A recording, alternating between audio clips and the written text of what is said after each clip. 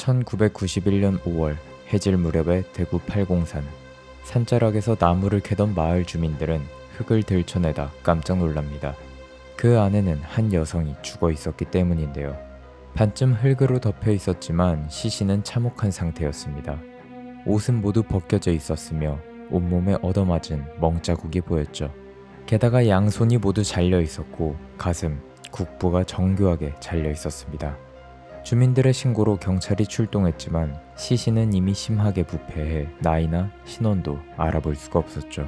손가락에 빨간 매니큐어가 칠해져 있었지만 신원을 특정하기에는 무리였습니다. 현장에서 뱀술 한 병과 담배꽁초, 흩어진 검은 머리끈이 발견됐지만 다른 의류품이나 범행 도구는 발견되지 않아 범인을 특정짓는 데 도움은 되지 못했습니다. 당시에 사건을 담당한 관할 경찰서의 규모가 작아 수사 인력도 부족했고 90년대 초 DNA 분석 기술도 정밀하지 않았기 때문입니다.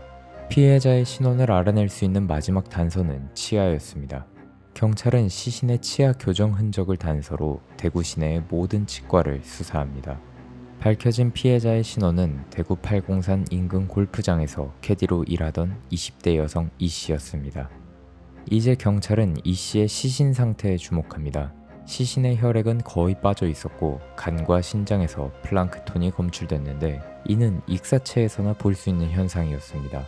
누군가 그녀를 인근 저수지나 물가에서 구타하고 살해한 뒤 골짜기로 들어와 암매장한 것입니다.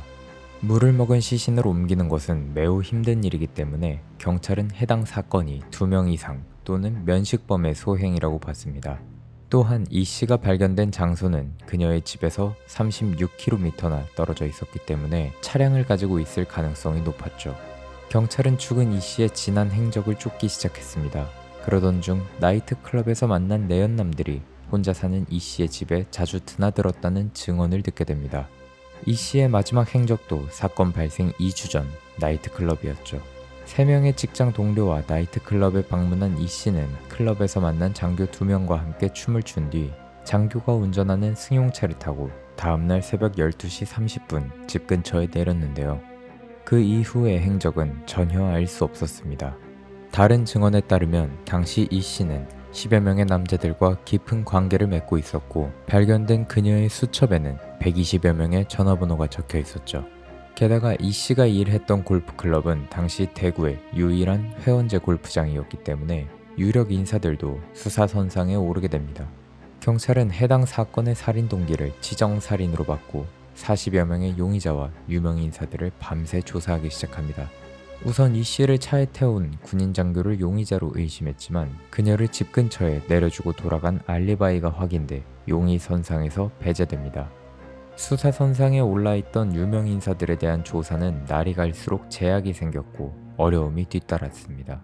대구 시내의 대학, 관공서, 인근 골프 연습장까지 탐문 수사를 벌였지만 모두 관련성을 찾지 못했습니다.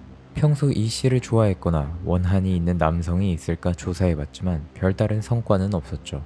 주변에 남겨진 흔적과 밝혀진 피해자의 신원, 잔혹한 범행 방법에도 범인의 윤곽조차 잡히지 않았습니다.